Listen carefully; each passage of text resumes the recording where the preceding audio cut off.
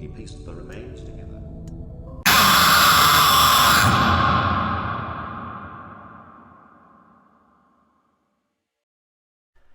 Ah, it seems that you have met your end. Ah, what a pity.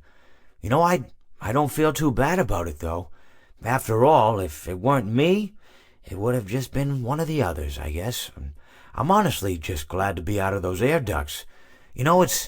It's not easy for a hippopotamus to fit up there, and not easy to get down either, and not as young as I used to be, as you can see. I used to be able to do all sorts of things. You're young, you're vibrant, you have that sort of pep in your step. It reminds me of a conversation I was having with one of my good friends, Orville. We were having a nice picnic one day. I believe it was summer. No, perhaps it was... Was it the fall? Yes. It was the fall because the leaves had turned already. But I said to Orville, I says, Orville, I have a story to tell you. And Orville looked at me, kind of odd and said, what's it about? I said to him, not every story has to be about something, Orville. Sometimes a person just wants to talk. Why does everything have to be a story? I said to him.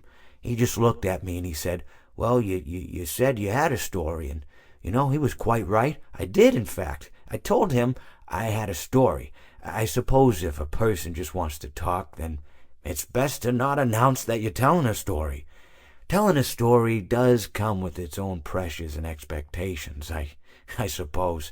After all, if you're just talking to a friend, then there's no more expectations than if you were talking into the wind. Words by themselves aren't expected to carry, aren't expected to stick. But if you announce you're telling a story, well then, there'd better be a point to it all, No one wants to sit and listen to someone ramble on and on and on with absolutely no end in sight. So, it's good to be mindful that when you tell someone that you're about to tell a story, that you have something to say. Telling someone that you're going to tell them a story is tantamount to asking them to stop what they're doing and pay attention. You're basically saying, hey, buddy, stop everything. Stop what you're thinking. I have a solution to everything.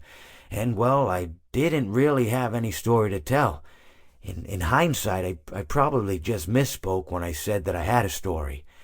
I think it would have just been better to tell Orville that I wanted to tell him something rather than tell him that I had a story. But, even then, it might have put too much importance on the whole thing. Either way, it was quite a nice day.